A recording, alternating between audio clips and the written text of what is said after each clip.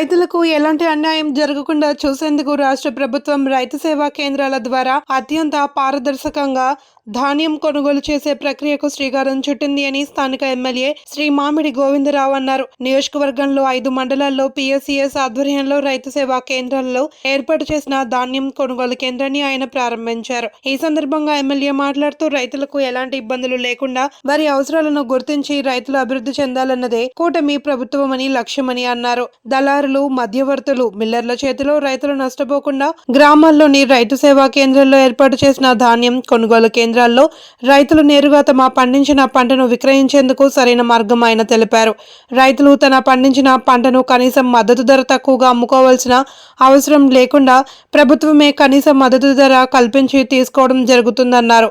ధాన్యం సాధారణ రకం క్వింటాకు 2,300 రూపాయలు, గ్రేడ్ ఏ రకం 2,320 రూపాయలు ప్రభుత్వం మద్దతు ధర నిర్ణయించింది అని, రైతులు మద్దతు ధర పొందుటకు కావలసిన నాణ్యతా ప్రమాణాలను పాటించి ధాన్యాన్ని విక్రయించాలన్నారు. ధాన్యం విక్రయించిన రైతులకు వారి ఖాతాల్లో డబ్బులు నేరుగా జమ చేయడం జరుగుతుందన్నారు. రైతులు మధ్యవర్తులను నమ్మి మోసపోవద్దు అని ప్రభుత్వం ఏర్పాటు చేసిన ధాన్యం కొనుగోలు కేంద్రాల్లో పంటను విక్రయించి మద్దతు ధర పొందాలి అని రైతులకు సూచించారు.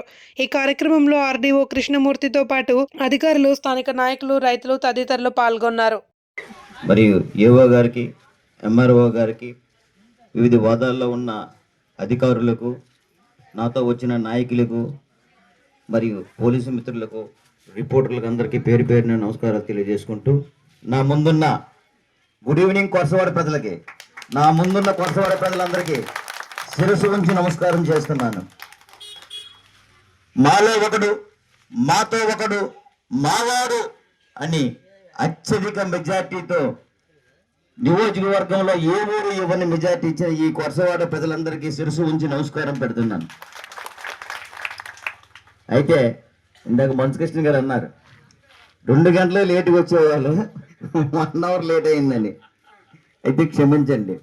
నేను మార్నింగ్ దిగాను. మార్నింగ్ దిగిన తర్వాత 9 గంటలకి 10 గంటల ప్రోగ్రాం ఎల్లన్నపేట ఇచ్చాను. ఇంటికి వెళ్ళి ఫ్రెష్ అయ్యి మళ్ళీ ఎక్కడ రెస్ట్ లేకుండా డైరెక్ట్గా వచ్చి కంటిన్యూ చేస్తున్నప్పుడేమో ఇరమండలంలో